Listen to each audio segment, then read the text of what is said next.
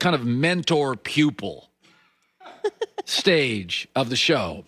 Let's bring on Joel Klatt, the voice of college football for Fox Sports. Joel Klatt, let's bring him on. The only guest with the courage to come in studio. Oh. Great to see you. Mentor-pupil? Well, I like to impart wisdom on kids, and I think this is an opportunity for you to learn a little from Uncle Colin.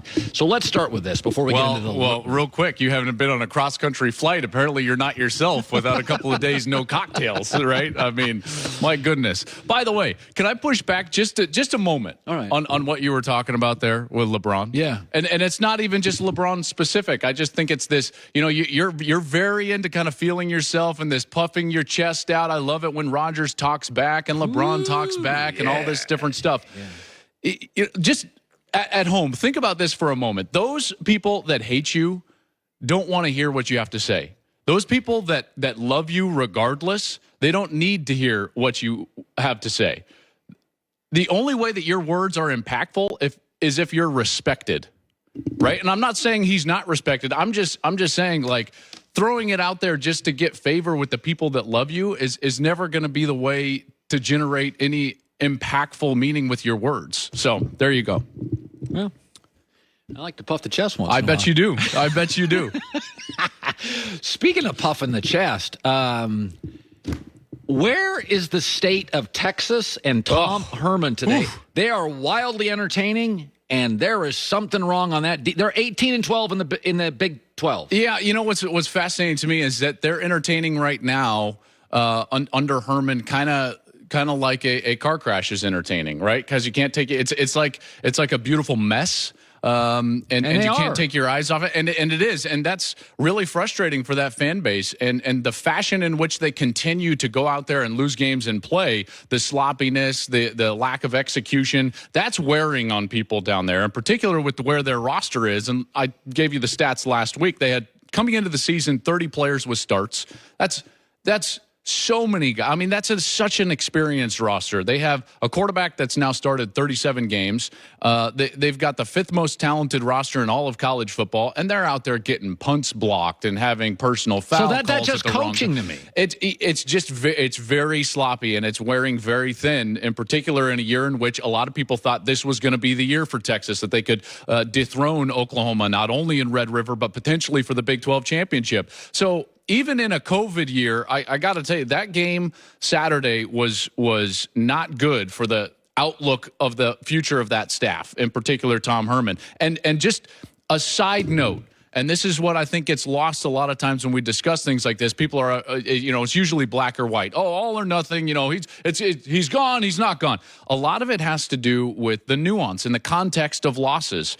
And in the context of the last two losses for Texas, Chris Del Conte is Tom Herman's boss. He's the athletic director at Texas. Guess where he came from? Where? TCU.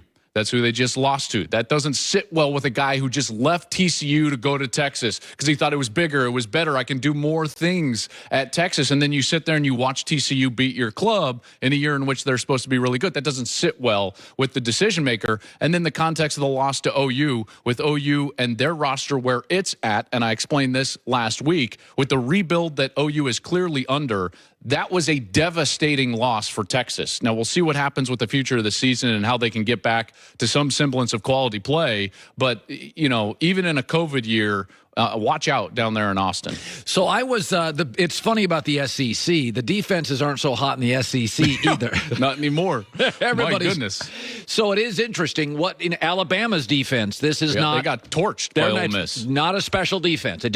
I watched it. It's not as good up front. It's not quite as fast. It's just not, it doesn't make you as uncomfortable as a quarterback.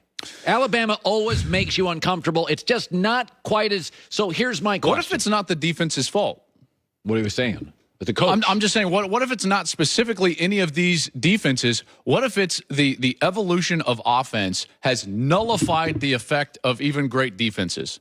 Because great defenses all have one thing in common, and that is that they are great at the defensive line position, right? They win the line of scrimmage, and then it makes you struggle offensively for the rest of the game. And the spread offense, Colin, has totally neutralized the effect of the defensive line. Because the spread, the modern offense, and now I think it's really permeated throughout college football, and you've got some great coordinators out there. But what you're seeing right now is the neutralization of great front seven players by the spread offense, because the spread offense, if run and executed correctly, is always right. You've always heard the old adage in baseball that, like, great pitching always beats great hitting, right? Well, great offense always beats great defense in the modern college football because the spread offense neutralizes the numbers.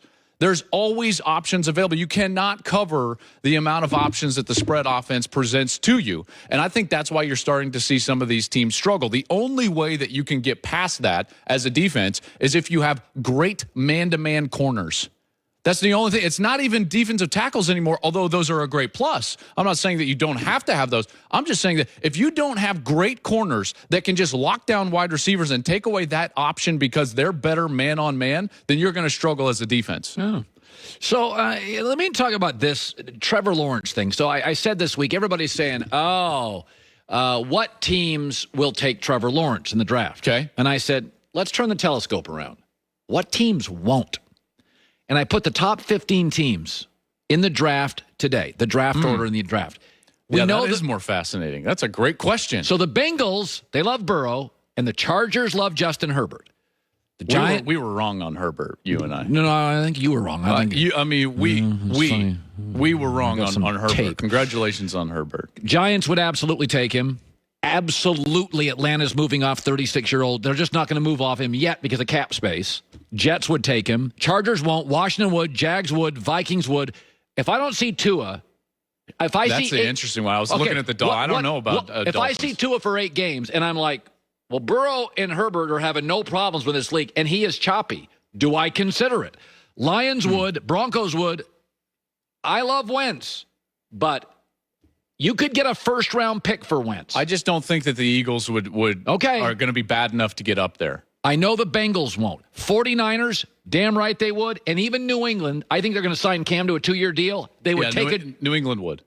So my takeaway is with Trevor Lawrence, I look around this league, and I'm not sure I counted 7 teams that wouldn't take him. Seattle, Green Bay, Kansas City. Yeah, that's fascinating right there. And you know what's fascinating to me is then how valuable do the pieces become that he's replacing? How valuable does a Daniel Jones become, or a Matt Ryan to a roster that's ready to win right now, or a Darnold? This was a prime example. So if you're the Jets, the Colts are a quarterback away. They have the line. They have the defense. All the analytics. They've got the running back. They got the coach. They got the GM. They had Jacoby Brissett and Phillip Rivers. They can't even roll out. Sam Darnold to Indianapolis. Well, I mean, maybe any of those guys, right? Daniel Jones might fit in Indianapolis. He can move. So you're absolutely. I think Indy is the most ready to win right now. Absolutely. You know, of a lot of those teams. Maybe Matt Ryan, although I don't know if they want an immobile guy, but he could be listen, if I'm the 40